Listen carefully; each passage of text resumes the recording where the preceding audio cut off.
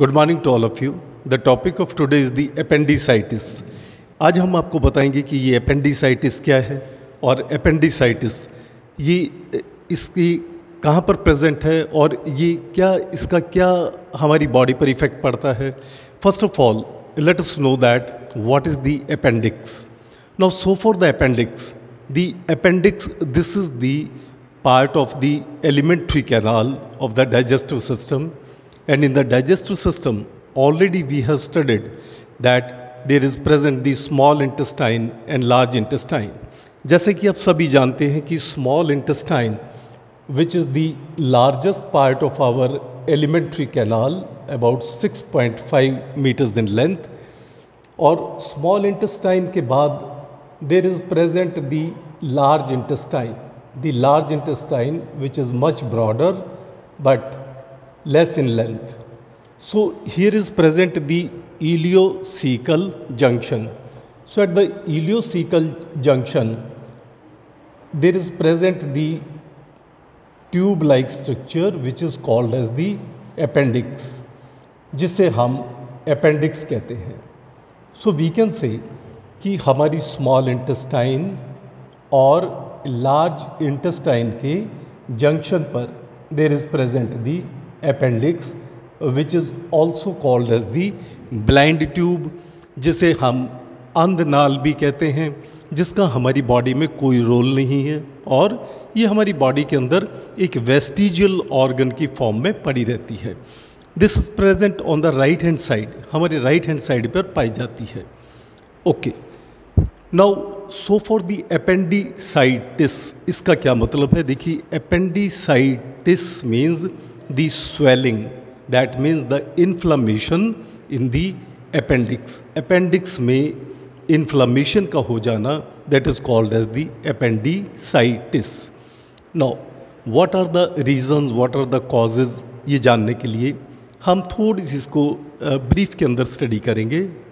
देखिए, the lumen of appendix is very small. Lumen का मतलब होता है द स्पेस, कि अपेंडिक्स की जो स्पेस है, ये देखिएगा, this is called as the lumen. ये बहुत ही नैरो होता है, ये इतना नैरो है कि जनरली इसमें इन्फेक्शन के चांसेस बहुत कम होते हैं. And little scope of swelling, क्योंकि इसमें कोई इन्फेक्शन नहीं होगा तो कोई इसमें स्वेलिंग के चांसेस भी बहुत कम होते हैं. Cause is the microbial infection. इसमें जो मेन कॉज है that is the microbial infection. You can say the harmful bacteria और micro organisms due to passing hard faecal material. That means in case ऐसे लोगों को जिनको कॉन्स्टिपेशन की problem रहती है, ये प्रॉब्लम वहाँ पर चांसेस ज़्यादा हैं. Then the hard faecal material और किंकिंग ए फॉरेन मटेरियल, या कोई भी फॉरेन मटेरियल वहाँ पर आकर के अपना एक किंक हो जाता है, वहाँ पर अटक जाता है. The inflammation causes swelling. In minor cases, अगर मान लीजिए ये इन्फेक्शन बहुत कम है, माइनर केसेस में the inflammation subsides and healing occurs. Automatically ये अपने आप ही हील कर लेता है और ये प्रॉब्लम सबसाइड कर जाती है.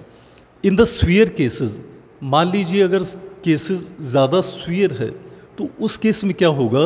दी माइक्रोबियल ग्रोथ अकर्स.